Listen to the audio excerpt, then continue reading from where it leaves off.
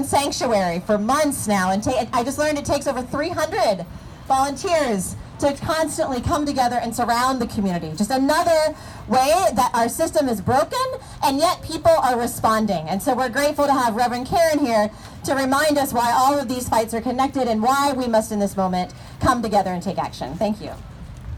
Gracias por todo. Buenas tardes.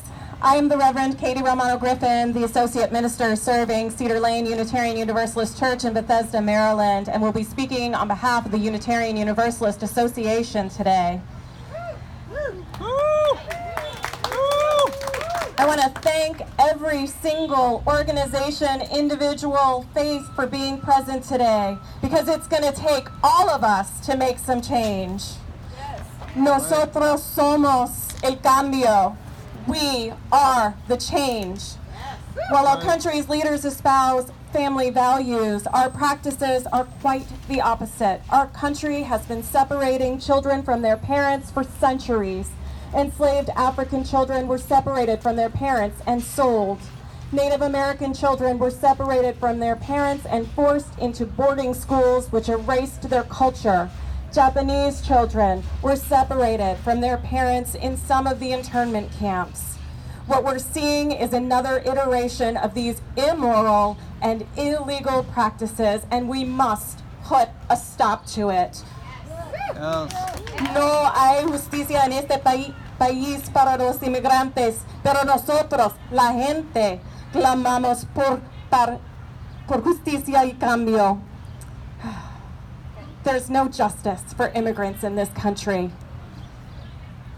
But today, we, the people, are calling for change and for justice.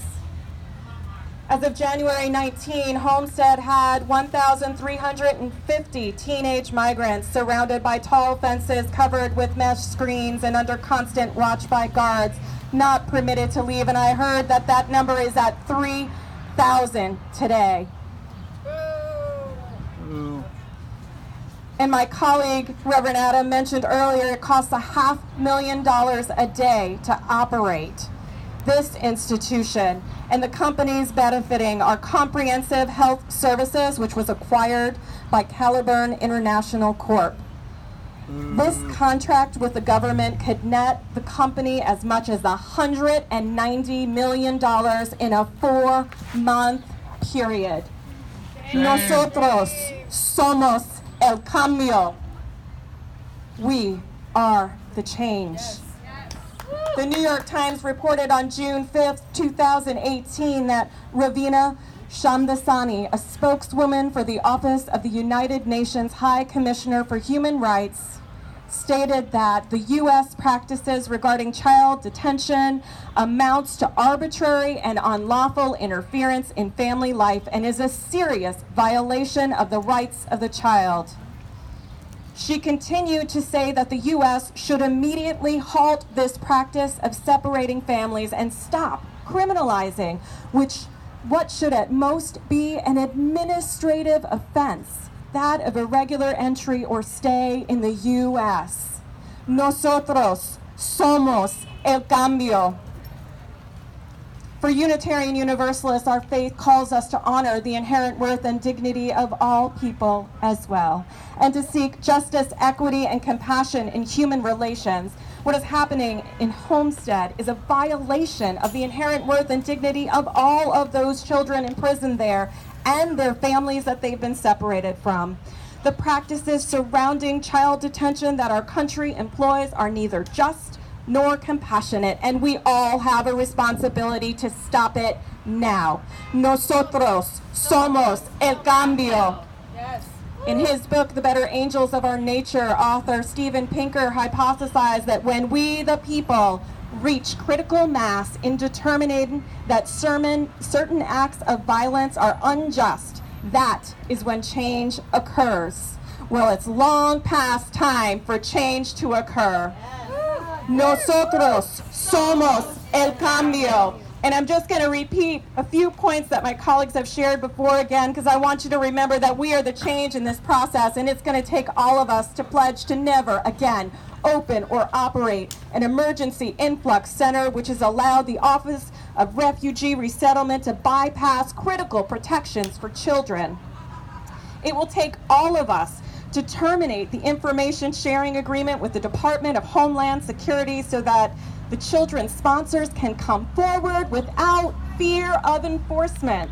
And it's going to take all of us to reunite children with their sponsors as quickly as possible. We are the critical mass. We and those 115,000 plus signatures that are still rolling in are what is needed to shut down child detention centers, beginning with Homestead. Nosotros somos el cambio. Gracias. Gracias, Reverend Romano. Thank you. Say it with me. Nosotros somos el cambio. Nosotros somos el cambio. Nosotros somos el cambio. Hope cannot be caged, friends, and hope will be released. Children are the hope for our future. And now, Rabbi Hannah Goldstein from Temple Sinai will now join us. Good afternoon. I'm Rabbi Hannah Goldstein, a rabbi at Temple Sinai here in Washington, D.C., a Union for Reform Judaism congregation, and a member of TRUA. And I'm here today because I am ashamed. I am ashamed of the actions of our government, actions that are done in my name as an American. And this afternoon, as we prepare to bring our message to our elected leaders, I would like to take some time for atonement. In Judaism, we atone by ourselves, and we also atone collectively. Al chet shechatanu lefanacha, for the sin we have committed against you. Our liturgy for collective atonement is in the first person plural, suggesting that sin is not a solitary endeavor. As we learn from Rabbi Abraham Joshua Heschel, some are guilty, but all are responsible. So today, as we atone, I invite you to participate in the Jewish tradition of pounding your chest. I will admit, I was once wary of this tradition, thinking of it as a type of self-flagellation. But then I learned an explanation that suggests that we are knocking on the doors of our hearts. We knock and knock until our hearts break open, allowing us to truly understand the enormity of our wrongdoing. So join me. We knock for the sin we have committed against you by allowing parents and children to be separated without knowing when and if they will be reunited. We knock for the sin we have committed against you by allowing children to be warehoused in prison-like conditions, surrounded by tall fences and enduring constant surveillance and potentially psychologically scarring them for years to come. We knock for the sin we have committed against you by allowing our precious government resources to be spent on creating these awful conditions, by allowing people to profit off of these inhumane prisons. We knock for the sin we have committed against you by allowing ourselves to believe that the crisis on the border is anything other than a humanitarian crisis. We knock for the sin we have committed against you by our national indifference, our ability to turn away from the daily reality of hundreds, thousands of children who need us and our voices and our actions.